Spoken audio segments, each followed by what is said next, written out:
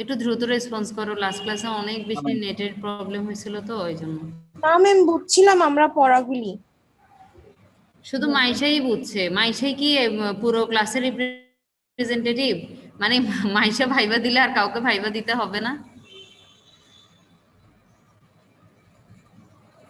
হ্যাঁ, সবাই রেসপন্স করেন। হবে ম্যাম, হবে না? হবে, সবাইকে ভাইবা দিতে হবে।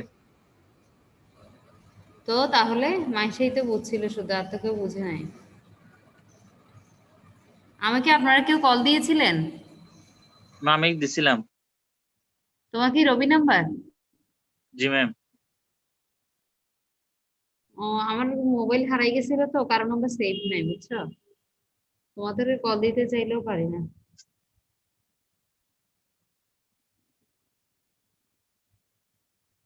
বলো মিজান, বলো কোনো প্রবলেম আছে লাস্ট ক্লাসে? No ma'am.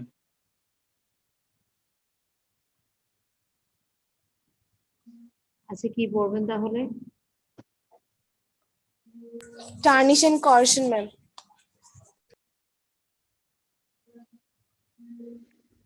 টার্নিশন করেশন কি আপনাদেরকে ফার্স্ট থেকেই শুরু করতে হবে?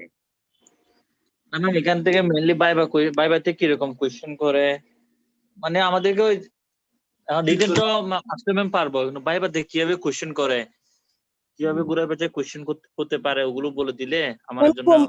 ম্যাম মনে করেন ম্যাম কোন একটা মেটাল নিয়ে আমরা বলতেছি, মানে ওইটা রিলেটেড টার্নিশ করেশন ম্যাম। আমাদের যেমন কি গোল্ড ফয়েল নিয়ে আছে ম্যাম, ওইটা রিলেটেড টার্নিশন করেশন ম্যাম। আমাদের স্টেইনলেস স্টিল আলাদা টপিক আছে, ওটা রিলেটেড টার্নিশন করেশন। ওভাবে যদি একটু আপনি বলে দিতেন তাহলে অনেক ভালো হতো। আচ্ছা আচ্ছা, টার্নিশ করেশন থেকে ভাইবা কোশ্চেন খুব বেশি কম আসে, অত বেশি আসে না। ওই যে আপনাদের একটা রিটেন কোশ্চেন আসছে টার্নিশ করেশন থেকে, একটু করে আম, একটু করে ঘোরানো রিটেন কোশ্চেনটা আমি মনে করতে পারতেছি না এই মুহূর্তে। আপনাদের কেউ কারো মনে আছে? গ্যালভানিক অ্যাকশনটা গ্যালভানিক অ্যাকশন তো ভাইবা এমনি জিজ্ঞেস করে। গ্যালভানিক অ্যাকশন ওই যে 2D সিমিলার মেটাল অপোজিট দাঁতের মধ্যে যখন 2D সিমিলার মেটাল হ্যাঁ হ্যাঁ থাকবে, ম্যাম, গ্যালভানিক পেইন ওইটা আর কি। জিজ্ঞেস করে। হ্যাঁ, ওইটা জিজ্ঞেস করে ভাইবাতে। আরেকটা কোশ্চেন আছে, এটা মনে করতে পারবেন?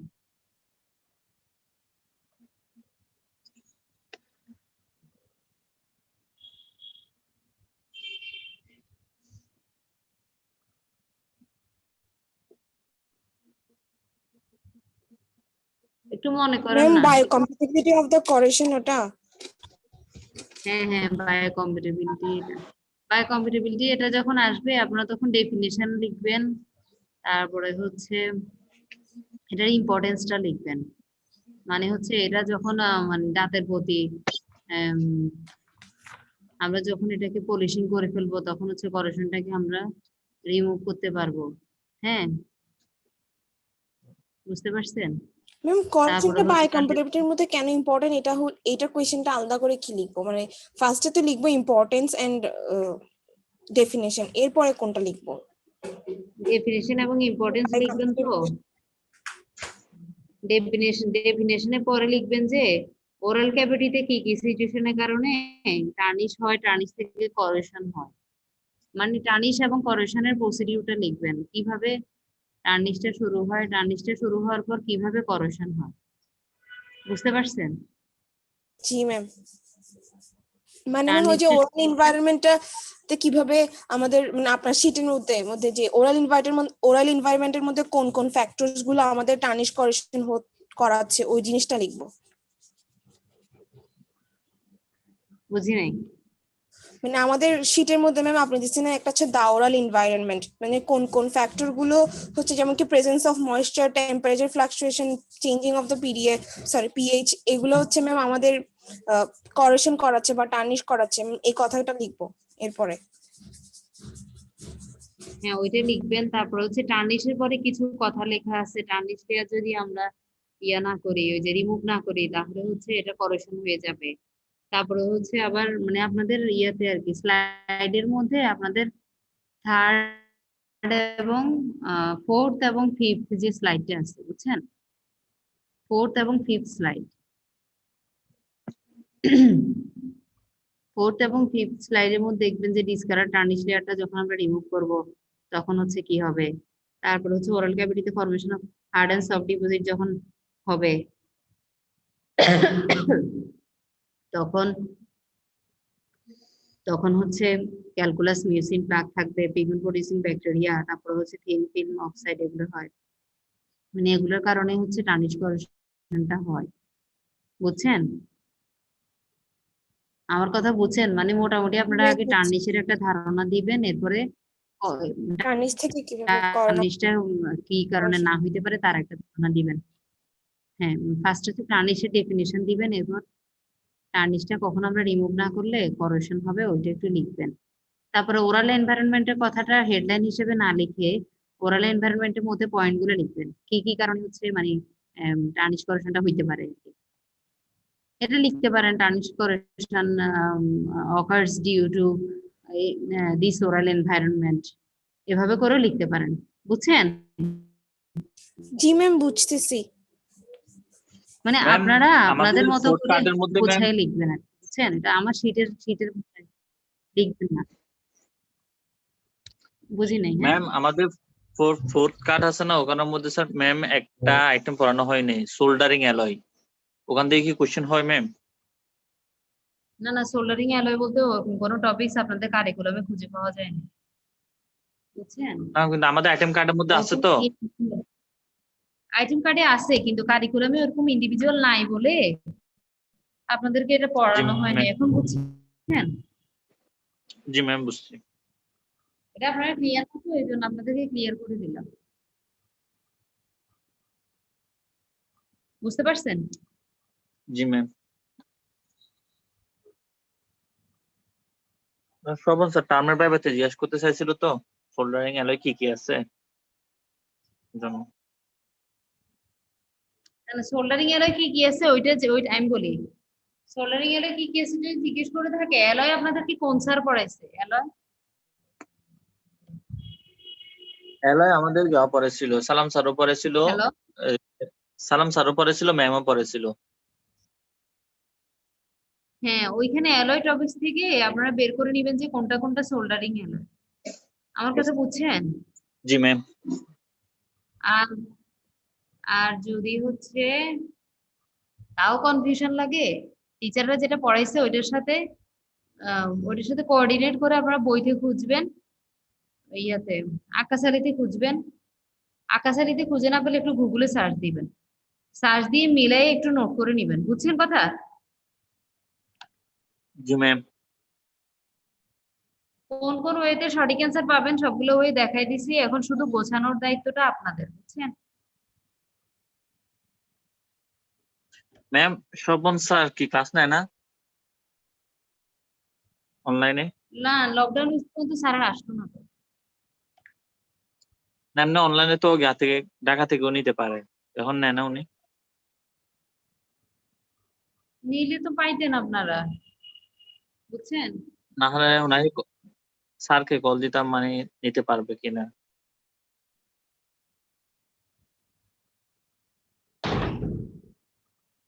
বুঝি নাই স্যার, বলেন তো কি বলছেন? স্যারকে হ্যাঁ, কল দিয়ে বলতাম মানে আমাদের ক্লাস নিতে পারবে কিনা। ও আচ্ছা আচ্ছা, আমি জসিম স্যারকে জিজ্ঞেস করতে পারেন, সমস্যা। Okay ma'am. বুঝছেন? আমাকে যেটা জি ম্যাম। বলতেছেন সেম কথা জসিম স্যারকে বলবেন, কারণ স্যার ডিপার্টমেন্টের হেড তো, আমি তো আসলে এসব ব্যাপারে কম বুঝবো বা কম বলতে পারবো, বুঝছেন? Yes ma'am. আপনারা টার্নিশ করেশন থেকে আর কোনো কোশ্চেন আছে কিনা একটু চিন্তা করে বের করেন, 2 মিনিট সময় দিলাম।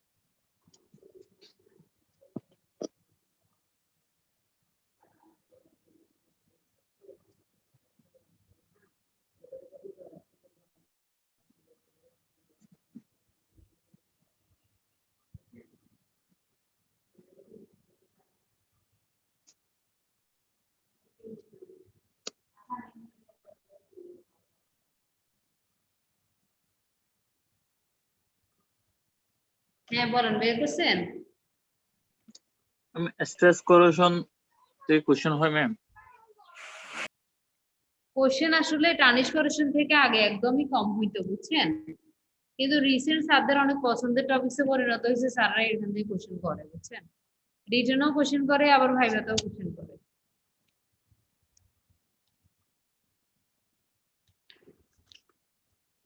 প্রিভেনশন আছে, প্রিভেনশন অফ কোরেশন। প্রিভেনশন অফ করেশনটা কি, কেমনে করব? জি প্রিভেনশন অফ ম্যাম, এটা একটু করেশন কেমনে বুঝে করব? দেন। জি ম্যাম। ওই যে শুনেন, টার্নিশ প্রিভেনশনের কিছু পয়েন্ট হচ্ছে টার্নিশের ডেফিনিশনের পরে দেয়া আছে, খেয়াল করছেন?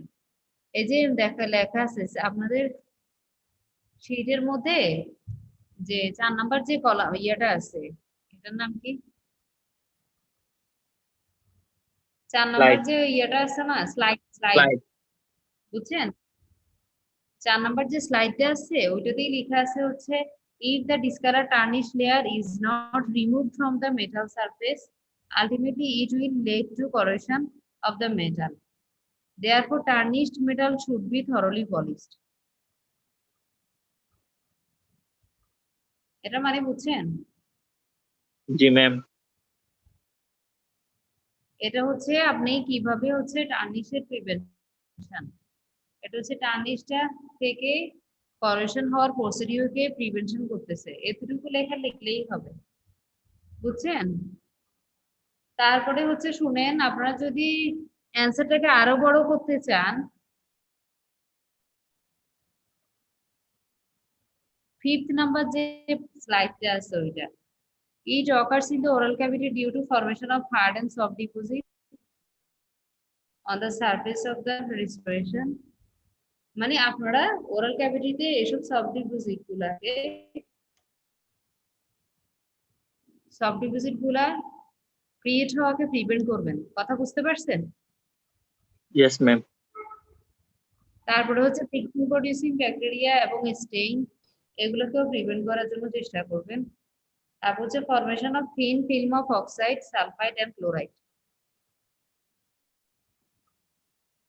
আলটিমেটলি হোল এই প্রসিডিউরটা ক্রিয়েট হওয়াকেই প্রিভেন্ট করবেন, এর মাধ্যমেই টার্নিশটা প্রিভেন্ট হবে, এর মাধ্যমেই করোশনটা প্রিভেন্ট হবে। বুঝতে পারছেন কিনা? Yes ma'am. জি ম্যাম।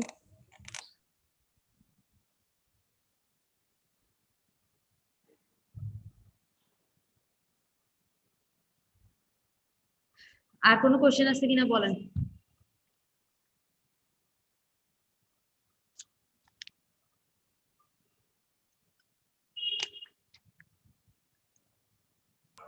ম্যাম হেটারোজেনাস সারফেস কোরেশনটা একটু বলেন। হেটেরোজেনাস সারফেস কোরেশন আমি একটু দেখি।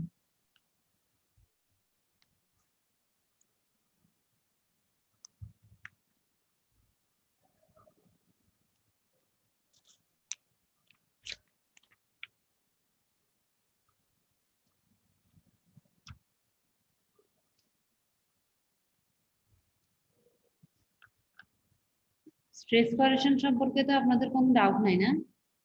স্ট্রেস করেশন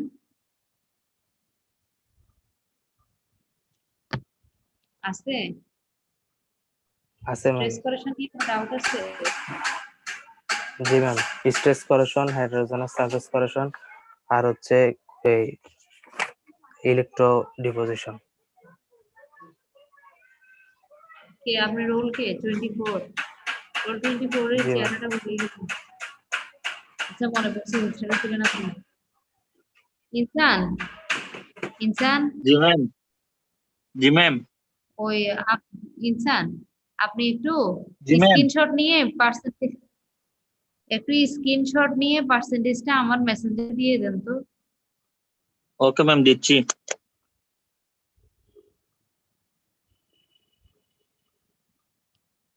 আচ্ছা শুনেন, আমি স্ট্রেস করেশন থেকে একটু আলোচনা করে যাই।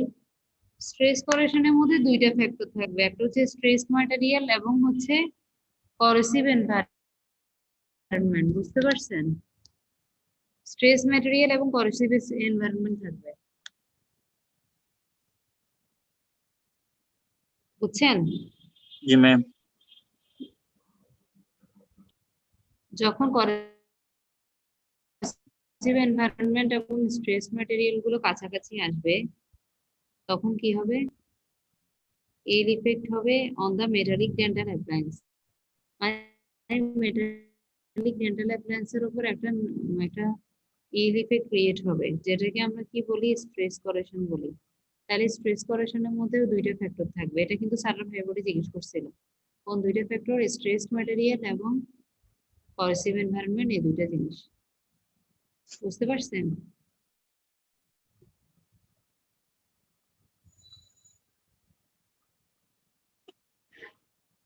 বুঝতে পারছেন কি না? জি ম্যাম। ম্যাম ও উপরের এই কথাটার সাথে নিচের ফিগারটার কি সম্পর্ক ওটা বুঝিনি। নিচে ফিগারটা কি সম্পর্ক? আপনি একটু ফিগারের নিচে যেটা লেখা আছে ওইটা একটু লিখেন। হ্যাঁ, দেখছেন ফিগারের নিচে কি লেখা আছে একটু পড়ে দেখছেন? Microscopic view of stress corrosion in metal. হ্যাঁ, তাহলে কি লেখা হইলো মানে হচ্ছে এখানে? এই এই দুইটা যখন স্ট্রেস ম্যাটেরিয়াল আর করেসিভ এনভায়রনমেন্ট হবে তখন এরকম মাইক্রোস্কোপিক স্ট্রেস হবে নাকি? এখানে তো ম্যাম একটা ফ্র্যাকচারের না, মতো লাগছে। স্ট্রেস করেশন যেটা হবে ওই স্ট্রেস করেশনের একটা মাইক্রোস্কোপিক স্ট্রাকচার কি শো করে সেটা শো করা হলো। বুঝছো? বুঝতে পারছেন জি ম্যাম কিনা? বুঝছি। জি ম্যাম বুঝছি। হুম। তারপরে হচ্ছে দেখেন, এরপরে হচ্ছে প্রিবেস আর কনসেন্ট্রেশন সেল করেশন, হেটেরোজেনাস সারফেস করেশন। প্রিবেস করেশনটা হচ্ছে, প্রিবেস মানে কি বোঝায়? প্রিবেস মানে হচ্ছে জিঞ্জিভাকে বোঝায়। বুঝতে পারছেন? পাশে দিয়ে লিখে রাখেন, প্রিবেস মানে হচ্ছে জিঞ্জিভা। বুঝতে পারছেন? নাহলে অনেকদিন পরে পড়াটা রিভাইজ দিতে যাবেন তখন সব মাথার উপর দিয়ে যাবে। প্রিবেস মানে কি ওটা মাথায় কাজ করবে না। বুঝতে পারছেন? জি ম্যাম।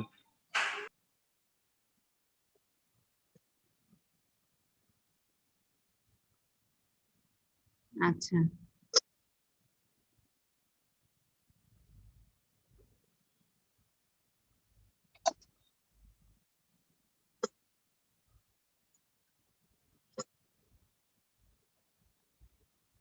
তারপরে হচ্ছে ইলেকট্রোলাইট। তারপরে হচ্ছে কি, this electrolyte is saliva, its composition in terms of oxygen content may vary in different localities around the restoration. মানে হচ্ছে স্যালাইভা কম্পোজিশনের কারণেই অক্সিজেন কন্টেন্ট, একটা রেস্টোরেশনের চারপাশে যে অক্সিজেন কন্টেন্ট আছে সেটা ভ্যারি করে স্যালাইভার প্রেজেন্সের কারণে। In mouth with a poor oral hygiene, food debris will always be adhered to the metallic restoration. মানে আমাদের ওরাল ক্যাভিটিতে মেটালিক রেস্টোরেশনের পাশে ফুড ডেব্রিস এবং মেটালিক রেস্টোরেশনের পাশে যে ফুড ডেব্রিস গুলো লেগে থাকে পুয়ার ওরাল হাইজিনের মধ্যে, সেটা বলা হচ্ছে। এবং ওই পুয়ার ওরাল হাইজিনে থাকা অবস্থায় যে একটা মেটালিক রেস্টোরেশনের পাশে যে ফুড ডেব্রিস গুলো জমা থাকে ওটার কারণে ওরাল এনভায়রনমেন্টের মধ্যে অক্সিজেন কনসেন্ট্রেশনটা ভ্যারি করবে। কথা কি ক্লিয়ার? আমার কথা বুঝতে পারতেছেন? জি ম্যাম। বোঝার জন্য থ্যাংক ইউ। তারপর হচ্ছে হেটেরোজেনাস সারফেস করেশন। হেটেরোজেনাস সারফেস করেশন বলতে কি বোঝানো হচ্ছে? মানে এই সারফেস করেশনটা হেটেরোজেনাস হবে, মানে হোমোজেনাস না, হেটেরোজেনাস। তাহলে কি হলো? This type of galvanic corrosion is associated with the heterogeneous composition of the surface of dental alloys. এই ধরনের গ্যালভানিক করেশনের মধ্যে কি হবে? This type of galvanic corrosion is associated with the heterogeneous composition of the surface of the dental alloys.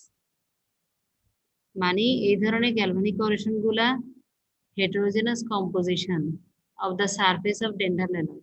Dental alloy সারফেসের মধ্যে যে ধরনের বিভিন্ন ধরনের কম্পোজিশন থাকে সেটার সাথে অ্যাসোসিয়েটেড হচ্ছে এই গ্যালভানিক করেশনটা। বুঝছেন, নামের মধ্যেই অ্যান্সার লুকাই আছে। কখনো এক্সাম বোর্ডে যদি আপনি কোনো কিছু ডেফিনিশন ভুলে যান, তখন আপনি ওই যে নাম থেকেই চেষ্টা করবেন যতটুকু মেক করে টিচারকে হ্যাপি করা যায় ওইভাবে অ্যান্সার দিতে। এটা হচ্ছে একটা ট্রিক্স, আপনি যখন ইনস্ট্যান্ট ভুলে যাবেন তখন কিভাবে রিকভারি করে আসবেন এটার উপায়। দেন বলা হচ্ছে commercial dental alloys generally contain more than 3 elements and they can have complex microstructures that result in a heterogeneous surface composition. Commercial dental alloys, হ্যাঁ, commercial dental alloys generally contain 3 element. Commercial dental alloy এর মধ্যে generally হচ্ছে 3 element, 3টে element থাকে, হ্যাঁ, যেগুলো কি করে একটা complex microstructure create করে that results in a heterogeneous surface composition, যেটার কারণে heterogeneous surface compositionটা ক্রিয়েট হয়। মানে বুঝছেন, আপনারা কিছু বুঝতেছেন নাকি আমি আপনাদেরকে এমনি পড়ে শোনা যাচ্ছি? হ্যাঁ বুঝতেছি ম্যাম।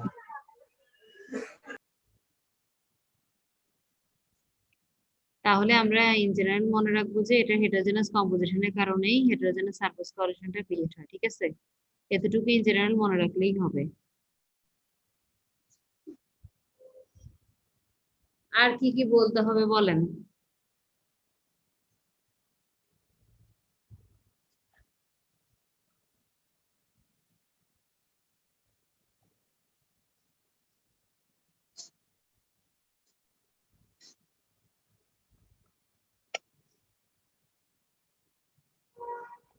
আর কিছু বলতে হবে, একটু বলেন।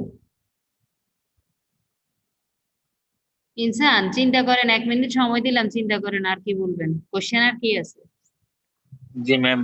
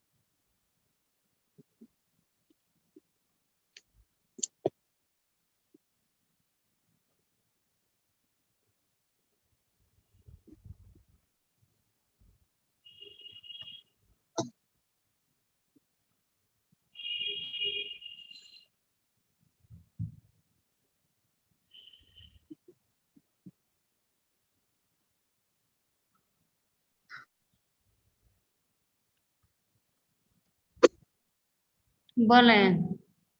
ম্যাম মোটামুটি সব চলে আসছে। আর কোনো প্রবলেম আছে? না ম্যাম, আমরা টপিকটা ছোট, মোটামুটি যা বলছি সব তো মোটামুটি চলে আসছে। আর প্রিভিয়াস কোরেশনটা দেখেন, প্রিভিয়াস কোরেশনটা হচ্ছে অলওয়েজ ইন্টারবক্সিমাল। একটা জিনিস ক্লিয়ার থাকবেন, প্রিভিয়াস কোরেশন বলতে যেটা বোঝানো হচ্ছে ওইটা কিন্তু প্রিভিয়াস এরিয়াতে, প্রিভিয়াস এরিয়া মানে হচ্ছে আপনার ইন্টারবক্সিমাল ইন্টারপোজিশন। এরিয়াতে হবে, হ্যাঁ, এটা মাথায় রাখবেন, বেসিক জিনিসটা এটা মাথায় রাখবেন।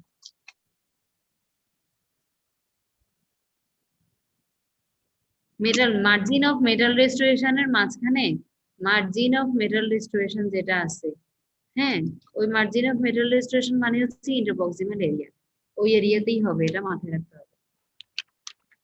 জি ম্যাম। তারপরে হচ্ছে, এবং ওইটা কোন ধরনের ক্লাসিফিকেশনে বেশি হয়? সেটা হচ্ছে টাইপ 2 অ্যামালগাম রেস্টোরেশনে বেশি হবে, বুঝছেন? Yes, ma'am.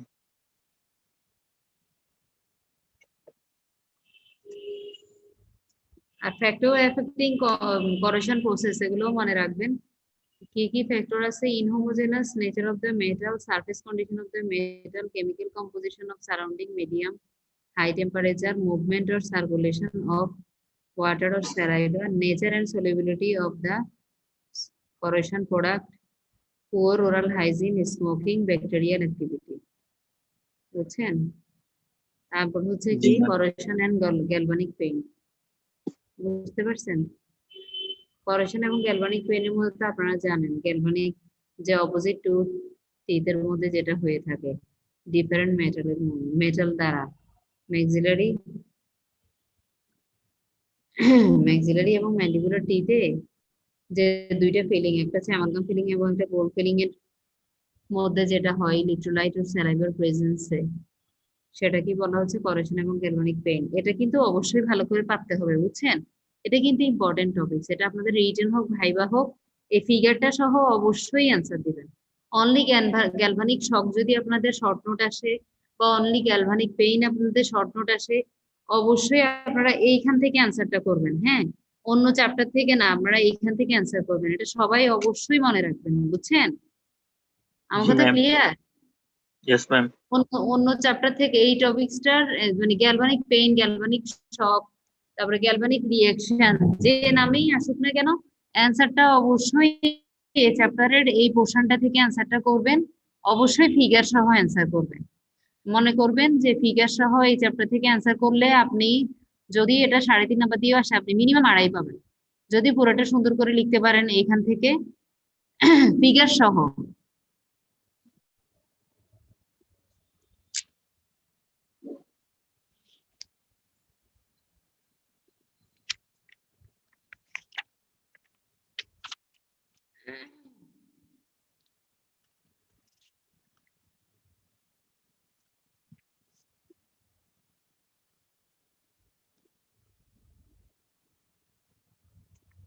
পুরো চ্যাপ্টার কি শেষ করে দিব নাকি বাকিগুলো আগামী ক্লাসে পড়াবো?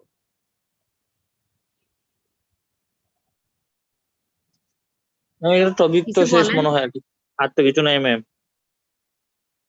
আছে ওই যে পেইন ক্যান বি রিডিউসড এবং হচ্ছে প্রিভেনশন অফ করোশন, এগুলো।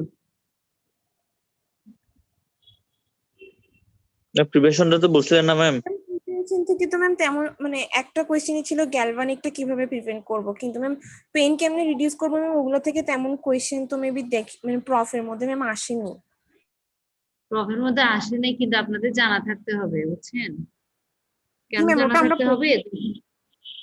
হ্যাঁ, জানা থাকতে হবে, কারণ হচ্ছে যখনই আপনাদেরকে আসবে যে ওই আপনি করোশন কেমনে প্রিভেন্ট করবেন, টার্নিশ কেমনে প্রিভেন্ট করবেন, আমাকে জিজ্ঞেস করলেন না, তখন আপনারা যেভাবে হচ্ছে ওরাল ক্যাভিটিতে এই সিচুয়েশন গুলো থাকা যাবে না লিখবেন, ঠিক তেমনি ভাবে আরেকটা পয়েন্ট দিয়ে হচ্ছে লাইনিং অফ দ্য ক্যাভিটি, তারপর হচ্ছে coating the restoration with varnish, proper proper carving, finishing, পেশেন্টকে অবশ্যই গুড ওরাল হাইজিন, এই লাইনগুলো অবশ্যই অ্যাড করবেন। আপনারা দয়া করে ক্লাস চলাকালীন অবস্থায় নোট করে ফেলবেন, বুঝছেন? পাশাপাশি লিখে ফেলবেন যে যখন আমাকে কোশ্চেন করবে আমি টার্নিশ কিভাবে প্রিভেন্ট করব, করোশন কিভাবে প্রিভেন্ট করব, তখন ওরাল হাইজিন মেনটেন করা, ওরাল ওরাল কন্ডিশনে যে ব্যাপারগুলো আছে ওগুলো মেনটেন করার পাশাপাশি এই অ্যান্সার গুলো সুন্দর করে নোট করে ফেলবেন। বাকিগুলো lining of the cavity, coating of the restoration with a varnish, proper carving, finishing of the restoration, pits, crevices, groove, এগুলা। তারপরে অ্যাভয়েড করতে হবে কন্টাক্ট গুলা, ওগুলা। তারপরে প্রিভেনশন অফ করোশনের মধ্যে যেটা বেশি ইম্পর্টেন্ট সেটা হচ্ছে কি প্যাসিভেশন। হ্যাঁ, প্যাসিভেশনটা অবশ্যই পারতে হবে, হ্যাঁ? এটা আসুক বা না আসুক এটা আপনাদেরকে পারতে হবে অবশ্যই, কারণ এটা একটা ইম্পর্টেন্ট হবে, যে কোনো মুহূর্তে এটা থেকে টাচ করে ফেলতে পারে, ভাইবা বোর্ড হোক আর রিটেন বোর্ড হোক, বুঝছেন? ভাইবা হোক রিটেন হোক যে কোনো মুহূর্তে এটা থেকে টাচ করে ফেলতে পারে।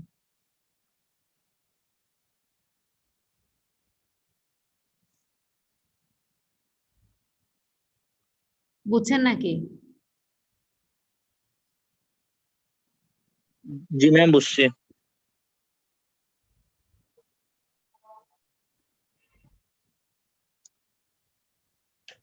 তারপরে হচ্ছে এই যে প্যাসিভেশনটা অবশ্যই পারতে হবে, আমি আলোচনা করতেছি না, আপনারা নিশ্চয়ই পারবেন। তারপরে হচ্ছে ইনক্রিজিং নোবেল মেটাল কন্টেন্ট, কিভাবে নোবেল মেটাল কন্টেন্ট করে আপনারা হচ্ছে করেশনটাকে প্রিভেন্ট করবেন, কোরেশন করে কিভাবে করবেন। তারপরে হচ্ছে এরপরে হচ্ছে ইলেকট্রোডিপোজিশনটা করে রাখবেন, টপে আসুক না আসুক করে রাখবেন, কারণ যে কোনো মুহূর্তে ভাইবা বোর্ডে বা রিটেনের মধ্যে আপনাদের তো রিটেন হচ্ছে আনইউজুয়াল কোশ্চেন আসে, এই জন্য একটা ধারণা রাখবেন যাতে রিটেনে আসলে মানে ব্ল্যাঙ্ক খাতা জমা দিয়ে আসতে না হয়, বুঝছেন? আমার কথা বুঝছেন কিনা? Yes ma'am. প্যাসিভেশনটা কিন্তু অবশ্যই পারতে হবে, বুঝছেন? তারপরে ইনক্রিজিং নোবেল মেটাল কন্টেন্ট, এই পয়েন্টগুলো অবশ্যই, মানে প্রিভেনশনটা অবশ্যই ভালো করে পড়বেন, কারণ প্রিভেনশন যে কোনো মুহূর্তে দিয়ে দিতে পারে। তারপরে পেইন কিভাবে রিমুভ করবেন সেটাও দিয়ে দিতে পারে।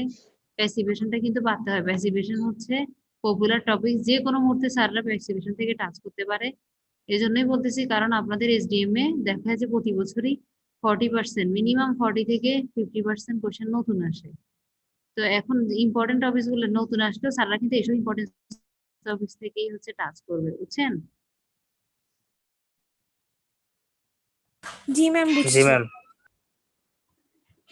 ম্যাম আমরা যদি ম্যাম 3.5 এর জন্য প্রিভেনশনটা আসে 3.5 মার্কসের জন্য, ম্যাম তখন এটা অনেক বড় হয়ে যাচ্ছে ম্যাম, 10টা পয়েন্ট। ম্যাম আমরা কি কিছু স্কিপ করে প্যাসিভেশন টপ মানে বড় বড় যে 3টা প্যারা আছে, প্যাসিভেশন, তারপর হচ্ছে ইনক্রিজিং মেটাল এন্ড পলিশিং, এগুলো কি একটু ছোট করে লিখতে পারবো না? না, 3.5 নাম্বার তো আপনাদের জন্য বড় কোশ্চেনই ধরতে গেলে, বুঝছেন? 3.5 নাম্বার যেটাতে থাকবে ওইটা কিন্তু আপনাকে মিনিমাম 2 পেজ হলো লিখতে হবে। আর 2 পেজ লিখতে কত মিনিট ম্যাম সময় অনেক লাগে? 1 পেজ লিখতে 3.5 মিনিট করে সময় লাগলে 7 মিনিট করে সময় লাগবে। 1 পেজ যাতে সবাই 3.5 মিনিটে লিখতে পারেন, ওই হ্যান্ড স্কিল করেন, বুঝছেন? 3.5 মিনিটে 1 পেজ লিখতে হবে, এ ধরনের ইয়ে করে তোলেন, কারণ নাইলে ভালো করে অ্যান্সার করা যায় না। আর যে কোনো জি ম্যাম। কোশ্চেনে এট এনি হাউ চেষ্টা করবেন যে কোনো একটা ফিগার টাচ করার জন্য। আপনি যত ফিগার দিবেন আপনার লেখা তত বেশি এনরিচ হবে, তত মার্কস পাবেন আপনি, বুঝতে পারছেন? আমাদের তো মিটিংটা 1 মিনিটের মধ্যে শেষ হয়ে যাবে, আমরা কি আবার জয়েন দিব? না, আপনাদের ক্লাস আজকের মতো এখানেই শেষ করে দিচ্ছি, বুঝছেন?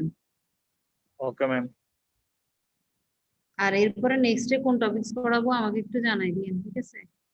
ওকে ম্যাম, আমি আপনাকে জানাই দিব। আচ্ছা ঠিক আছে, সবাই ভালো থাকবেন। ওকে ম্যাম, আল্লাহ আসসালামু হাফেজ। হ্যাঁ, আলাইকুম। সালাম। সালাম আলাইকুম।